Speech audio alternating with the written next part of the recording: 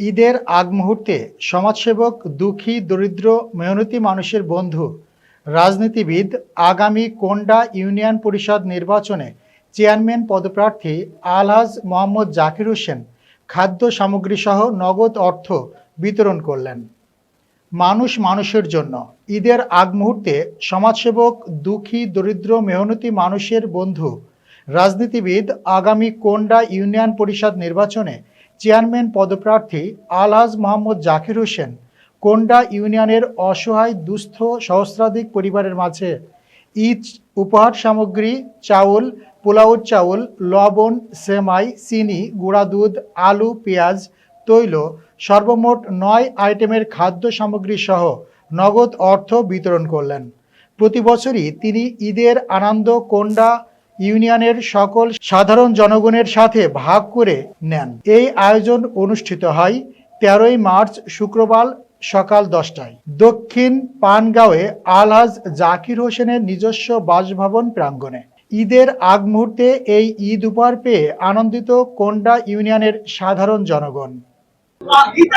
জাকির নেতা সাহেব সাধারণ মানুষকে, জনগণের, গ্রামের জনগণকে সে ঈদের সামগ্রী বিতরণ করতেছে।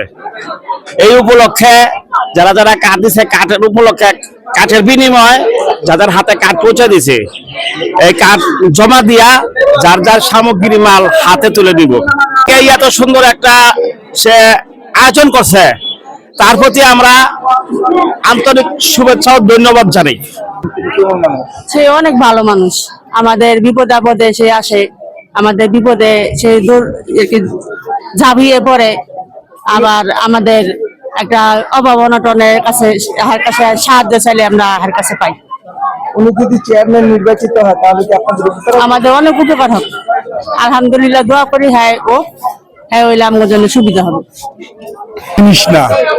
আমি আল্লাহ মহান রাব্বুল আলামিন আমাকে ৪৫ বছর ধরে আমি ব্যবসায়িক জীবন থেকে শুরু করছি এবং ৪৫ বছর ধরে আমার যে আল্লাহ সম্পদ দিছে, এই সম্পদ থেকে আমি অংশীদারিত্ব আমার এলাকা, আমার আশেপাশে গ্রামের হাজার মানুষের আমার কাছে তাদের চাহিদা, তাদের আকাঙ্ক্ষা যে আমি প্রতি রমজান মাসে দেই এবং ইনশাল্লাহ যত লোক আছে, যত আসবো আমি দিব। আমার এই বলে খাবারের ঘাটতি শেষ হয়ে গেলে পরে তারপর আমি টাকা দিব, যারা অবশিষ্ট থেকে একটা লোক আমার কাছে ফেরত যাবে না। আমি সে দোয়া চাই আল্লাহ আমাকে সুস্থ রাখুক এবং সুস্থ অবস্থায় যেন এই গরিব দুঃখী মানুষের কাছে থাকতে পারি। আমি এইটার ব্যাপারে বেশি আর কোনো বিস্তারিত করতে চাই না। সব মানুষের কাছে আমার একটাই চাওয়া যে আল্লাহ যেন আমাকে সুস্থ রাখে, আগামী দিনের জন্য বেশি বেশি করে ভালো কাজ করা আল্লাহ আমাকে তৌফিক দেয় এবং এই সমাজের অন্যায়, অত্যাচার এইগুলি যেন দূর করার মতো আল্লাহ আমাকে ওই পরিমাণ শক্তি এবং সাহস দেয়।